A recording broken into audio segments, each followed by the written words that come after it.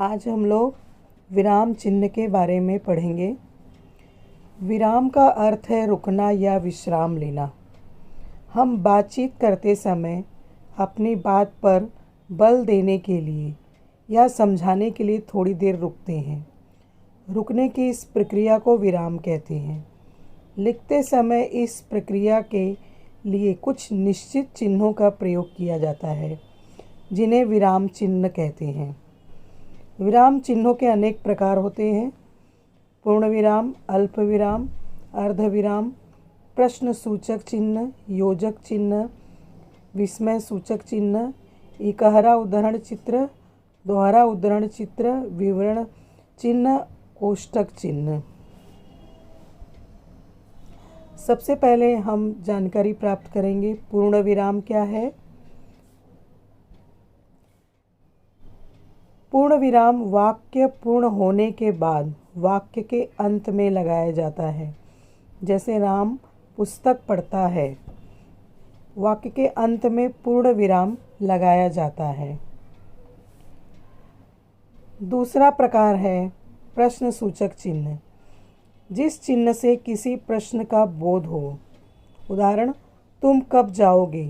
यह चिन्ह हमेशा वाक्य के अंत में लगाया जाता है। यह प्रश्न का बोध कराता है। अल्प विराम, पढ़ते या लिखते समय जिस स्थान पर थोड़ी देर रुकना हो वहाँ अल्प विराम का प्रयोग होता है। अरे हाँ, यहाँ पर अल्प विराम का प्रयोग किया गया है। तुम रुको, यहाँ भी अल्प विराम का प्रयोग किया गया है। मैं अभी जाकर माँ को बुलाती हूँ। पढ़ते अथवा लिखते समय जिस स्थान पर थोड़ी देर के लिए रुकना हो वहाँ पर अल्प विराम लगाया जाता है। दूसरा प्रकार है अर्ध विराम, जहाँ अल्प विराम से अधिक और पूर्ण विराम से कम रुकना हो वहाँ अर्ध विराम का प्रयोग किया जाता है। योजक चिन्ह, इस चिन्ह का प्रयोग दो शब्दों को जोड़ने के लिए किया जाता है। जैसे रात दिन, रात दिन के बीच में योजक चिन्ह का प्रयोग किया गया है।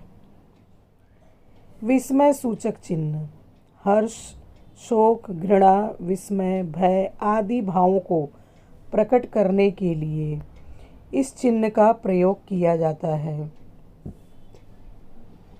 इकहरा उद्धरण चित्र, किसी व्यक्ति के नाम, उपनाम या किसी पुस्तक के नाम को लिखने के लिए इस चिन्ह का प्रयोग किया जाता है। दोहरा उद्धरण चित्र, किसी वाक्य को बिना किसी परिवर्तन के ज्यों का त्यों लिखने के लिए इस चिन्ह का प्रयोग किया जाता है। विवरण चिन्ह, किसी वाक्यांश को विस्तार से व्याख्या करने के लिए इस चिन्ह का प्रयोग किया जाता है। कोष्ठक चिन्ह, किसी पद का अर्थ प्रकट करने के लिए अथवा नाटक के पात्र के भाव व्यक्त करने के लिए इस चिन्ह का प्रयोग किया जाता है। जैसे कई बार हम नाटक के समय में पात्र किससे बात कर रहा है, किस भाव से बात कर रहा है, इसको प्रकट करने के लिए कोष्ठक का प्रयोग किया जाता है। धन्यवाद।